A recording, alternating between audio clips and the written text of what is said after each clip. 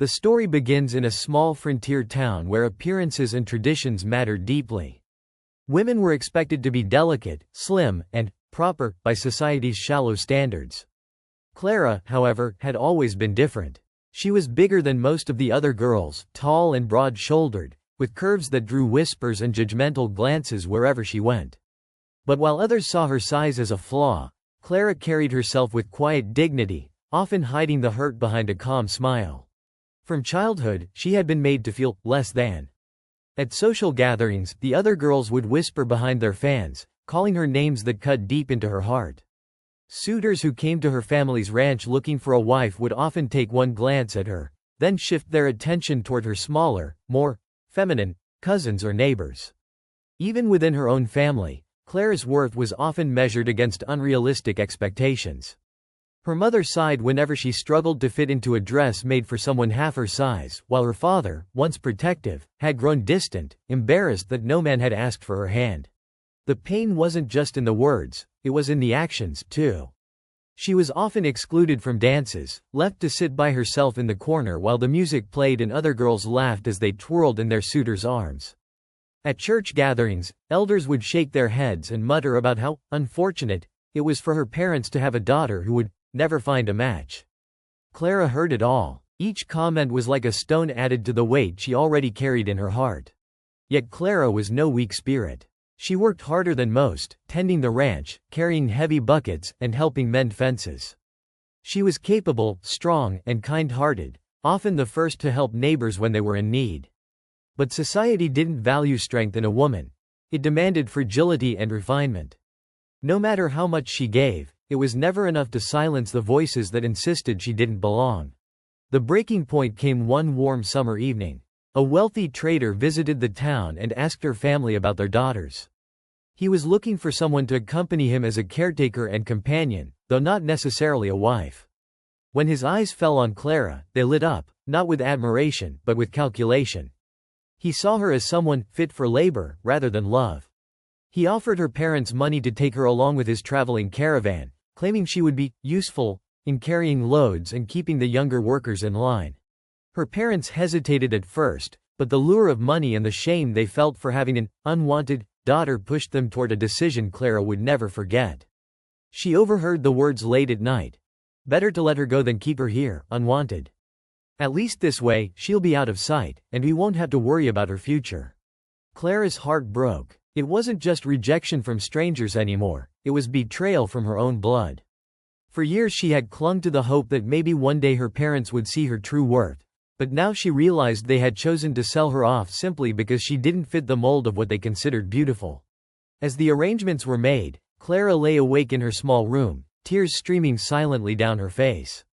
She wasn't angry at her size, she was angry at the cruelty of those who defined her value by it. She whispered to herself, "If only someone could see me for who I really am." Little did Clara know, her prayer was about to be answered in the most unexpected way, by a cowboy with a heart big enough to hold her pain and turn it into love. The morning after the deal was struck, Clara awoke to a strange stillness in the house. Normally, her mother would be clattering dishes in the kitchen, her father humming as he checked the barn. But today, there was only silence. When Clara stepped into the parlor, her parents were seated stiffly across from the wealthy trader. Papers lay on the table, and a small pouch of coins glimmered in the sunlight. The sight made Clara's stomach twist. She didn't need anyone to explain, she already knew. Her father avoided her eyes as though ashamed, while her mother spoke with a forced cheerfulness that felt colder than any scolding. "Clara, dear," her mother began, "Mr. Hensley has made a most generous offer. He has work for you, steady, respectable work. You'll travel, you'll see new places, and perhaps find your own way in the world."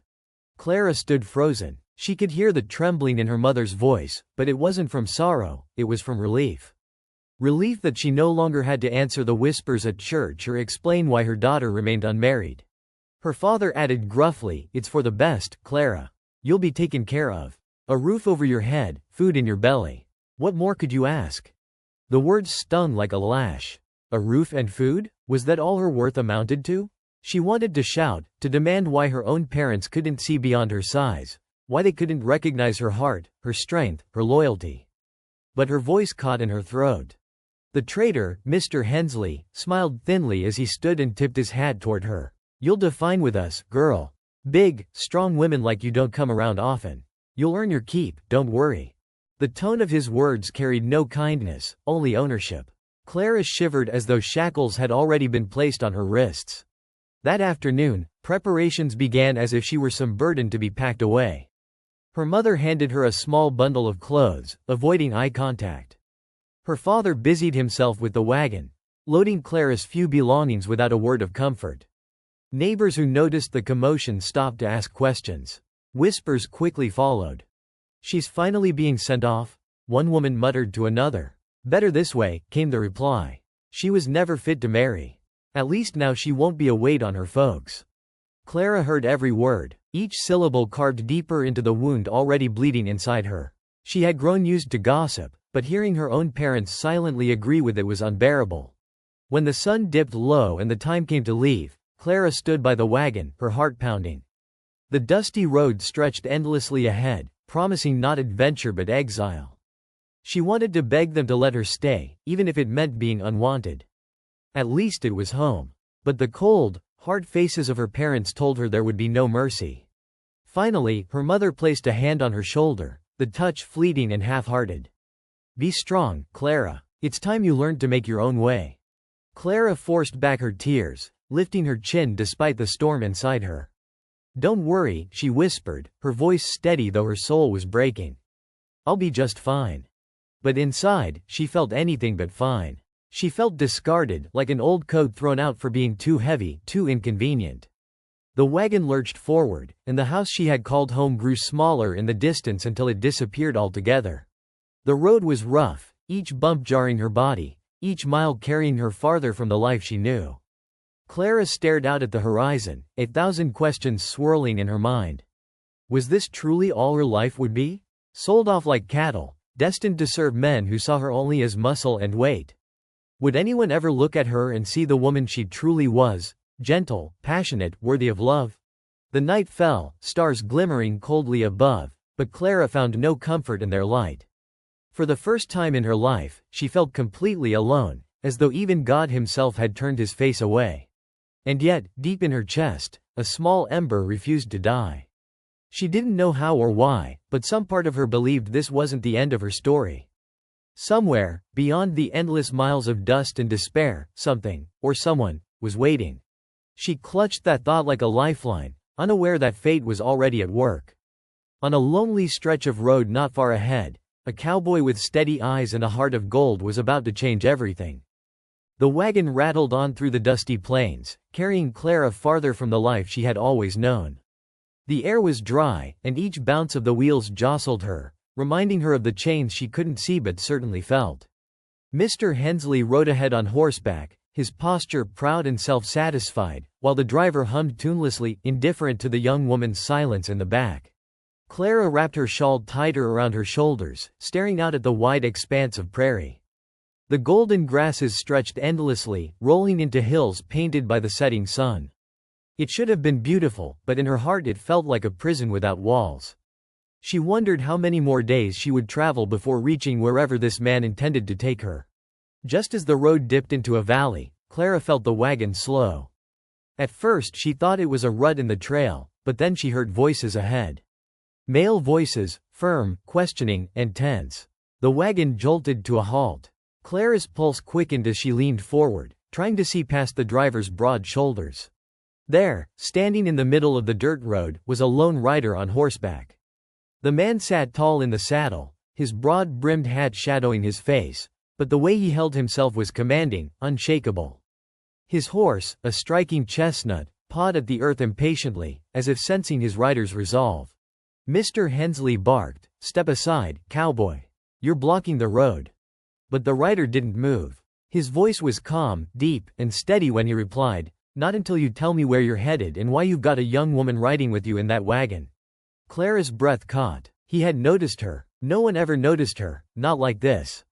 Mr. Hensley scoffed. "She's mine. Bought and paid for fair. No business of yours."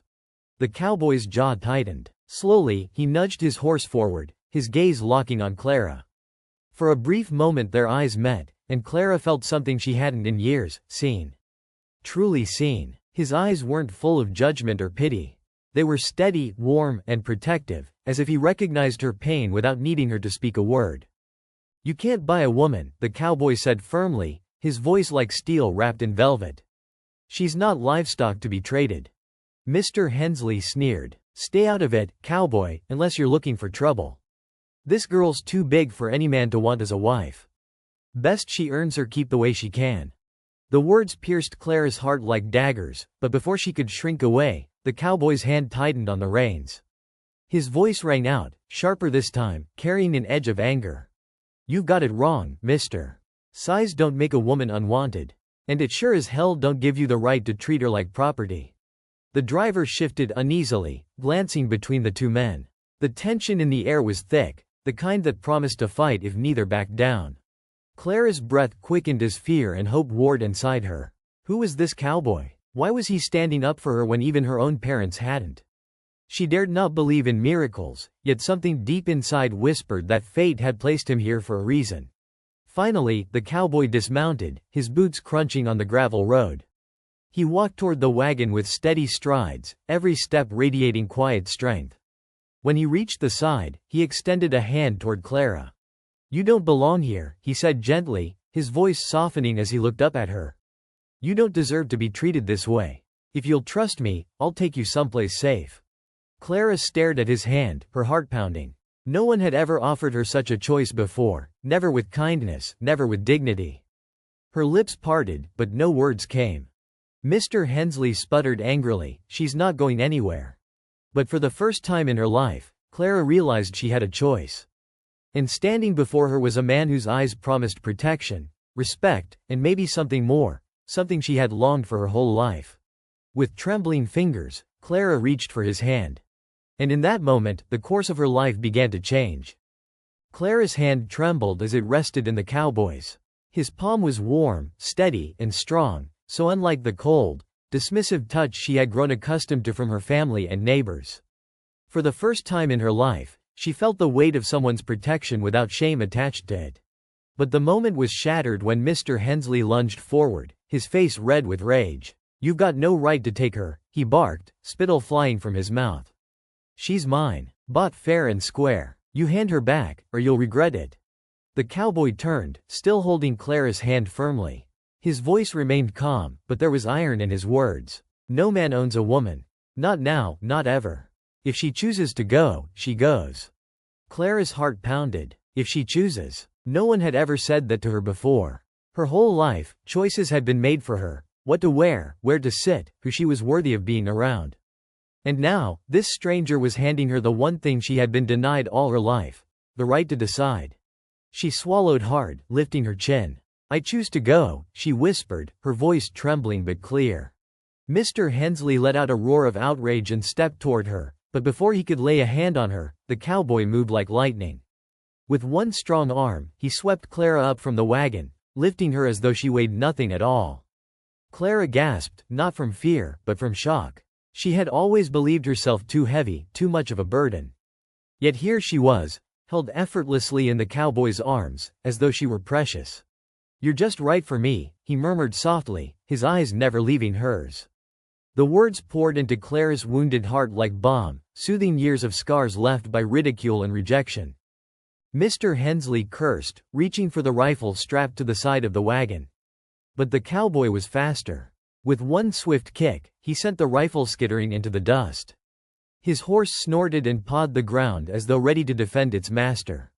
The driver, who had been silent all this time, held up his hands nervously. Now, I ain't looking for trouble. If she wants to go, let her go. Ain't worth my hide to get shot over someone else's pride." Clara buried her face against the cowboy's chest, breathing in the scent of leather, dust, and something warm and grounding. For the first time in her life, she felt safe. The steady beat of his heart beneath her ear calmed her racing thoughts. Mr. Hensley, red-faced and sputtering, pointed a finger at the cowboy. "You'll regret this. She'll slow you down, ruin you. No man wants a woman like that." The cowboy didn't even flinch. His voice was steady, almost gentle, as he mounted his horse with Clara still in his arms. "You're wrong. She's worth more than you'll ever know." With that, he tugged on the reins, and the horse surged forward, leaving Mr. Hensley's shouts behind them, swallowed by the open plains. The wagon grew smaller and smaller in the distance until it disappeared entirely, like a bad memory finally fading away. Clara clung to him at first out of fear, but as the miles passed under the pounding hooves, she realized she wasn't holding on for safety alone. She was holding on because, for the first time, she wanted to. The cowboy glanced down at her, his expression softening. "You don't have to be afraid anymore. You're safe with me." Clara's eyes filled with tears, but this time, they weren't born of pain. They were born of relief. Relief that someone had finally seen her, chosen her, and lifted her out of the darkness. And though she didn't yet know his name, Clara knew one thing for certain. This was the moment her life had truly begun. The night was cool, the sky vast and speckled with stars as the cowboy's horse carried them far from the road where Clara's old life had ended. The rhythmic beat of hooves against the hard-packed earth was like a steady drum, echoing the thrum of the cowboy's heart against her cheek. She had never been held this way before, secure, unashamed, as though her weight was no burden but a privilege to carry. When they finally slowed near a quiet stream tucked between cottonwood trees, the cowboy dismounted gracefully. He lowered Clara to the ground as if she were made of glass, careful and gentle. Clara's cheeks burned. No man had ever looked at her the way he did, not with mockery or pity, but with respect. "Rest here," he said, his voice calm and deep. "You've had a long day." Clara wrapped her shawl tighter, staring into the flickering fire he built with practiced ease. She wanted to speak, to thank him, but her throat tightened. How could she put years of silent suffering into words? How could she explain what it meant for someone, anyone, to finally step in for her? The cowboy broke the silence first. "Name's Luke," he said, tipping his hat slightly as he sat across from her.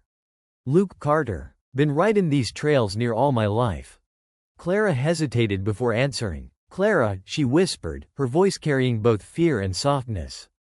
"Clara Evans." Luke nodded, as though committing it to memory. "Clara," he repeated, slow and certain, like it was a name worth keeping safe. The warmth of the fire seeped into Clara's bones, but the ache in her heart lingered. She finally spoke the words she had buried for so long. "Why did you help me? You don't even know me." Luke studied her for a long moment, his gaze steady. "Don't need to know every detail to see when something's wrong. You didn't belong in that wagon, Clara. A woman's not property, and sure as hell not a burden. You deserve better." Her eyes burned, tears blurring the firelight. "That's not what anyone else thinks. They say I'm too big, too much to look at, too much to handle. Even my family." Her voice cracked. "Even they didn't want me." Luke leaned forward, his elbows resting on his knees. His voice dropped low, rough with sincerity. "Then they're fools. You hear me? Fools. A woman's worth ain't in the size of her waist or the way she fits into some dress. Worth is in the strength she carries, the kindness she gives, and the fire in her spirit. And from what I've seen tonight, you've got more worth than any of them could see." Clara's breath caught. No one had ever spoken to her that way. His words wrapped around her like a blanket, thawing years of cold rejection. She had lived so long believing she was unlovable, yet here was a man declaring she was more than enough. The fire crackled between them, and for the first time in her life, Clara allowed herself to smile. A real, unguarded smile. Luke noticed, his lips curving in return. "You've got a beautiful smile," he said softly. Clara's cheeks flushed. She tried to look away, but his steady gaze held her there, safe and unashamed. That night, beneath the stars, Clara slept without fear. For once, the shadows of doubt did not creep into her dreams. When she woke in the morning, the first thing she saw was Luke tending the fire, the golden light of dawn shining against his profile. And in that quiet moment, Clara felt something new stir within her, something she had long believed impossible. Hope. Days passed as Clara and Luke traveled together across the open prairie. Each mile they rode put more distance between her and the pain of her past, and with every step, she felt lighter, not in body but in spirit. The weight of rejection and ridicule no longer crushed her. Luke's presence, his quiet strength, and the way he spoke to her as though she mattered healed wounds she had once believed would never close. One evening, as the sun dipped low and painted the sky with streaks of crimson and gold, Luke brought the horse to a stop on a ridge overlooking a wide valley. The land stretched out like a sea of golden grass, and in the distance, Clara could see a small ranch house with smoke curling from its chimney. "That there's mine," Luke said softly, nodding toward the valley. "Built it with my own hands after my pa passed. It's simple, but it's home." Clara stared at it, her heart tightening. A home. The word stirred something deep inside her. She hadn't felt the warmth of home in years, not since her own family had turned cold. Could this place, could this man, truly offer her the belonging she had always longed for? When they dismounted, Luke tied the horse near a patch of wildflowers that swayed gently in the evening breeze. Clara knelt to touch them, their delicate petals brushing against her fingertips. She had always admired wildflowers. They grew strong despite harsh winds and rocky soil, never apologizing for the space they took up. For the first time, she realized she was a wildflower herself. As they sat by the fence, silence stretched comfortably between them until Luke finally spoke. His voice was low, but there was no hesitation in it. "Clara, I don't know much about the life you had before.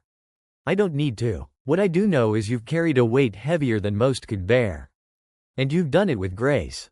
He paused, his gaze locking with hers. "But you don't need to carry it alone anymore." Clara's breath caught. No one had ever spoken to her that way, not like a burden, but like a blessing. She wanted to believe him, but doubt still lingered. "Luke," she whispered, her voice trembling, "what if they're right? What if I'm too much, for you, for anyone?" Luke reached for her hand, his calloused fingers wrapping gently around hers. He leaned closer, his eyes steady, filled with a tenderness that made her heart ache. "They're wrong," he said firmly, each word a vow. "You're not too much. You're just right, right for me, right for my arms, right for my life. I don't want less of you, Clara. I want all of you." Tears welled in her eyes, spilling down her cheeks. She had waited her whole life to hear those words, to be seen not as a mistake but as a treasure. In that moment, every cruel whisper, every mocking glance, every rejection faded into nothing. Luke pulled her into his embrace, holding her close against the strength of his chest. Clara melted into him, her heart finally finding the home it had always longed for. The world seemed to fall away until there was only the sound of his heartbeat and the warmth of his arms around her. "You're perfect as you are," he murmured into her hair. Clara smiled through her tears, her voice soft but steady. "And you're everything I never thought I'd find." As the stars began to appear above, Clara knew she was no longer the woman who had been cast aside. She was loved, cherished, and chosen. And in the arms of the cowboy who saw her worth, she had finally found her forever.